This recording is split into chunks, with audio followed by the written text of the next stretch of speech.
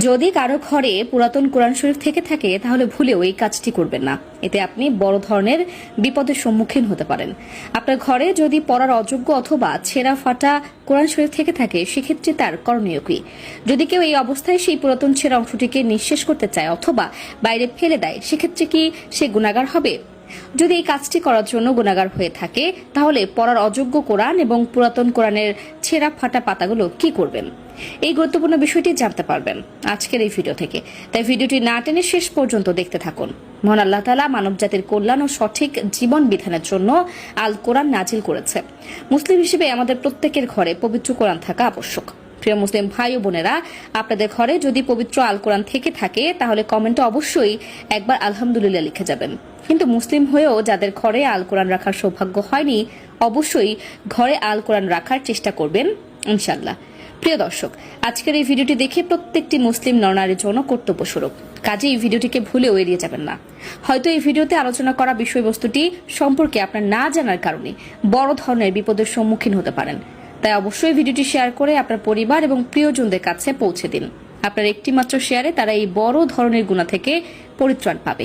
প্রিয় দর্শক, আল কোরআন শুধুমাত্র একটি পুস্তক নয়, এটি একটি পবিত্র ধর্মগ্রন্থ এবং এর প্রতিটি অক্ষর অত্যন্ত সম্মানের সাথে রাখা উচিত। তবে যেহেতু এই পুস্তকটি কাগজের উপরে ছাপানো হয় সেক্ষেত্রে অনেক দিনের ব্যবহারের ফলে সে কাগজটি নরম কিংবা ছিঁড়ে যাওয়ার উপক্রম হয়। অনেক সময় সেটি পড়ার জন্য অযোগ্য হয়ে পড়ে, অর্থাৎ এতে থাকা হরফগুলি মুছে যায়। সেক্ষেত্রে কি করা যেতে পারে? আমাদের মধ্যে এমন অনেক মুসলিম আছে যারা এমতো অবস্থায় সেই ছেঁড়া অংশটিকে যত্রতত্র ভাবে যে কোনো জায়গায় রেখে দেয়। আবার অনেকে আছে সেটাকে আগুনে পুড়িয়ে ছাই করে ফেলে। কোরআন, হাদিস ও অন্যান্য ধর্মীয় পুস্তকাদি ছিঁড়ে গেলে অথবা পড়ার অনুপযোগী হলে সেগুলোর হেফাজতের উদ্দেশ্যে কোনো পবিত্র কাপড়ে পেঁচিয়ে সংরক্ষিত কোনো স্থানে অথবা কবরস্থানের এক কোণে, যেখানে মানুষ বা জীবজন্তুর চলাচল একেবারেই নেই অথবা খুব কম, মৃত ব্যক্তিকে দাফন করার মতো দাফন করে দিবেন, যাতে এগুলোর মর্যাদাহানি না হয়। এটি সর্বোত্তম পদ্ধতি।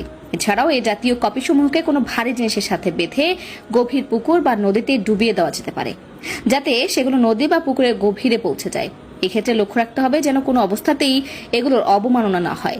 আর যদি উল্লেখিত দুইটি পদ্ধতি কঠিন হয়ে পড়ে অথবা দাফন করা বা পানিতে ডুবিয়ে দেওয়ার পরও পবিত্র কোরআন ও ধর্মীয় কিতাবাদির যথাযোগ্য মর্যাদা রক্ষা না হয় তাহলে হেফাজতের উদ্দেশ্যে আগুন দিয়ে জ্বালানোর অবকাশ আছে। জ্বালানোর পর ছাইগুলোকে দাফন করে দেওয়া অথবা পানিতে ফেলে দেওয়া যেতে পারে। এছাড়াও যদি কারো বাড়িতে আল কোরআন বন্ধ অবস্থায় পড়ে থাকে এবং পড়ার লোক না থাকে তবে সেক্ষেত্রে যে তার বড় সড় গুনাহ হবে এমন কথা উল্লেখ না থাকলেও অনেক সময় দেখা যায় আল কোরআন চর্চায় না থাকার কারণে ভালোভাবে পড়তে পারা লোকটিরও সেটি ভুলে যায় এবং এই কাজটি